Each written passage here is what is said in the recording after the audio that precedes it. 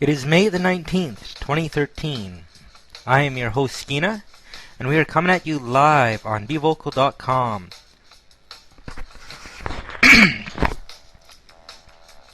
Links to all our episodes are available on our blog, theskeenabeat.blogspot.com, also on Spreaker.com, and now on YouTube. Just search for The Skeena Beat.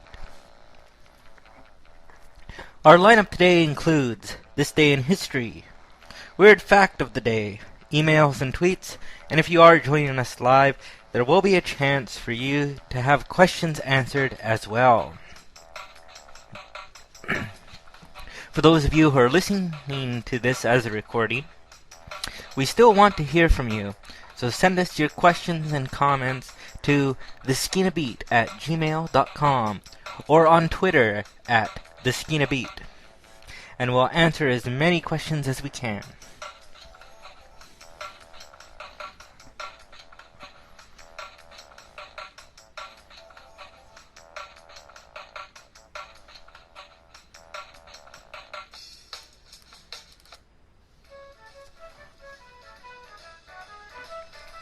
Now it's time for This Day in History.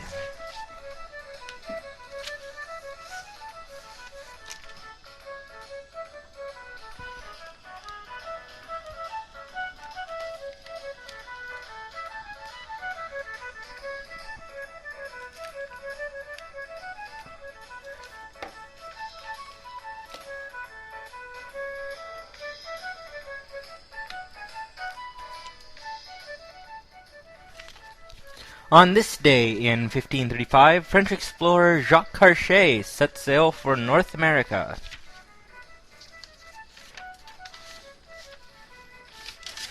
On this day in 2005, Star Wars Episode 3 Revenge of the Sith brought in $50 million in its opening day. On this day in 1967, the Soviet Union ratified the treaty with the USA and Britain that banned nuclear weapons from outer space. Later that same day, U.S. planes bombed Hanoi for the first time. On this day in 1588, the Spanish Armada set sail from Lisbon bound for England.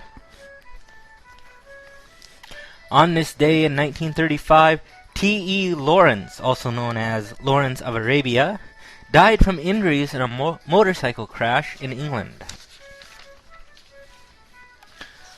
On this day in 1926, Thomas Edison spoke on the radio for the first time. If anybody out there knows what he said, please email it to us. That is our question of the day.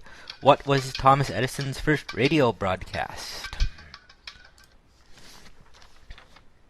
And finally, on this day in 1958, Canada and the U.S. formally established the North American Air Defense Command.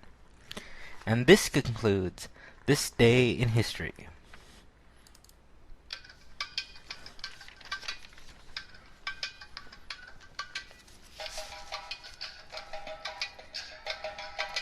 Coming up next, Weird Fact of the Day.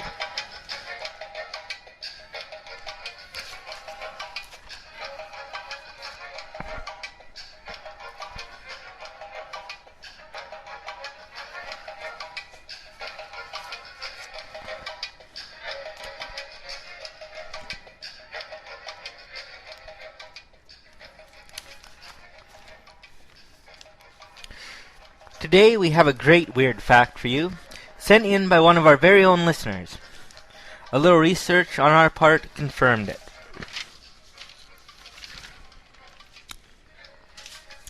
The iconic blue twitterbird actually has a name.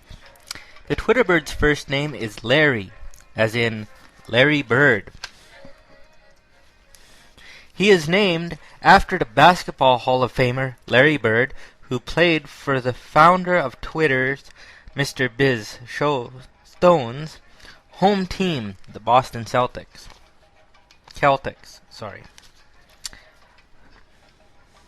I'd like to thank Faith from Sacramento for emailing this fact to us. And if you know of any weird facts out there, please send them to us. We'd love to hear them. You can send them to theskeenabeat@gmail.com. And that's it for our weird fact of the day. Now we're going to throw it over to some email and tweets.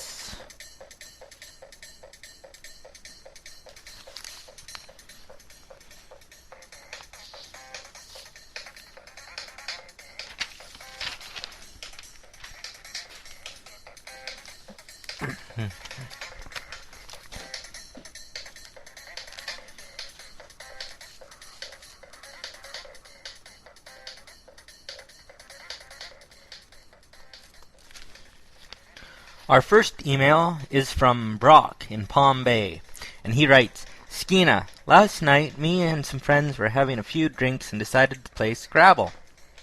One of my friends added the letters F-A-N to the front of the word dangle. He claimed it was a word, and we couldn't find a dictionary. Is fandangle a real word? Well, Brock, yes it is. Fandango is a real word. It is a noun, and the definition is an elaborate but useless ornament. And the word is believed to have derived from newfangled. So, Brock, the next time you play Scrabble, have a dictionary on hand. Our next email is from Monica in New Orleans. And Monica writes, how do you get a guy excuse me. How do you get a guy you like to ask you out? The best way is a little trick called the direct approach. You see, Monica, being subtle doesn't really work with guys. Women like to send out little signals. The problem is most guys never pick up on them. It's like a secret code women have, but guys haven't cracked the code yet. Let me give you an example. Let's say a married couple is driving on a highway, they're off on vacation, they're traveling. The man, of course, is, as all men are, he's focused on covering as many miles as he can. The woman is busy enjoying the scenery. The woman sees a sign that says that there's a good place to eat about 5 minutes ahead. She is hungry, so she leans over and asks her husband, Sweetie, are you hungry? The man thinks about it for less than a second and says, Nope, and keeps on driving. Now, what happened here? Well, the guy didn't pick up on that subtle signal. You see, so they keep driving down the road. Now the wife is mad. The guy has no idea she's mad. She's giving him the silent treatment, which he doesn't even pick up on, because he's got his music going and he's gobbling up the miles, and he doesn't have to talk to the wife about her day, and so he's just in heaven, where she's fuming. Now, this is an example of being too subtle.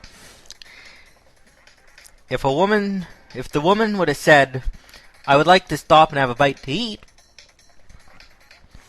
the man would not have missed the meaning.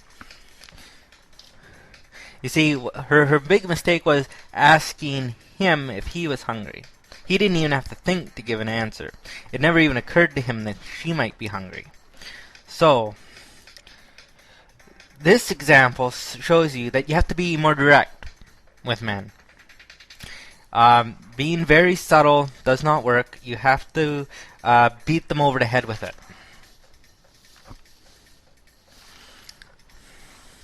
A good approach would just be tell him how you feel, and then he can make up his mind and ask you out. Or take the direct approach, even more direct, and just ask him out. So good luck to you with whatever you decide to do.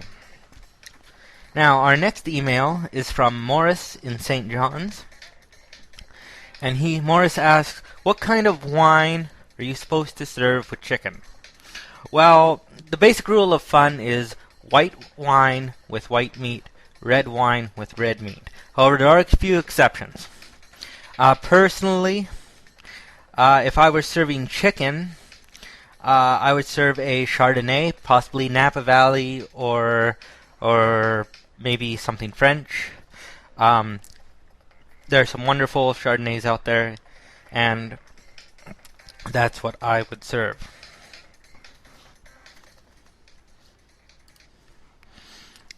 And we have another email here from Scott in Brampton, which is in Ontario. And he writes, my girlfriend says I'm too needy. Is she right?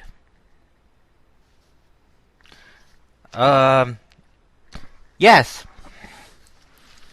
I mean, come on. How am I supposed to know if you are or not? But the fact that you wrote to me does kind of hint towards your girlfriend being right if you need validation like this from a complete stranger. Boy. Yeah, so a little more clarity in a question like this would be nice. But I'm going to side with your girlfriend and say yes, you are. So that's it for emails today. Thanks to everyone who wrote in, even Scott. If you have questions you want to if you do want your questions answered, please email us at theskeenabeat@gmail.com or send us a tweet at theskeenabeat.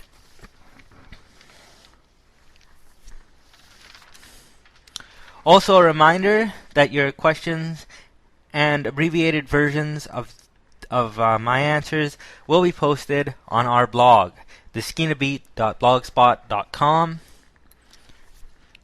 So come check it out. And also we are now posting the times of our next episode when it will be aired on our blog as well. So you'll want to check that out so you can show up, come online with us, and we can chat and answer questions for you one-on-one.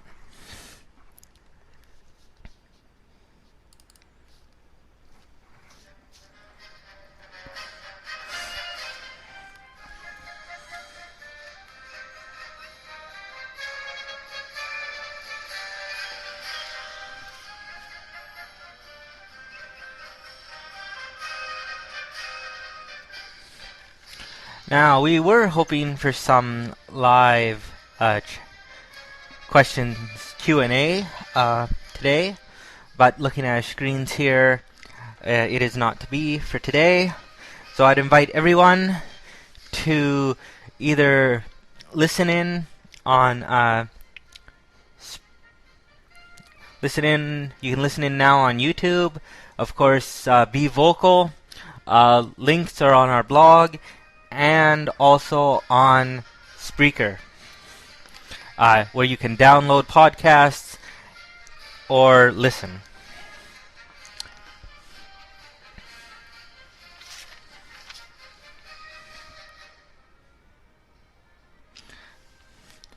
And of course, links to all our episodes are on our blogs, as well as we are going to be putting them on the other sites as well. Anyways, this has been Skeena Beat, and we are signing off. Goodbye, and we'll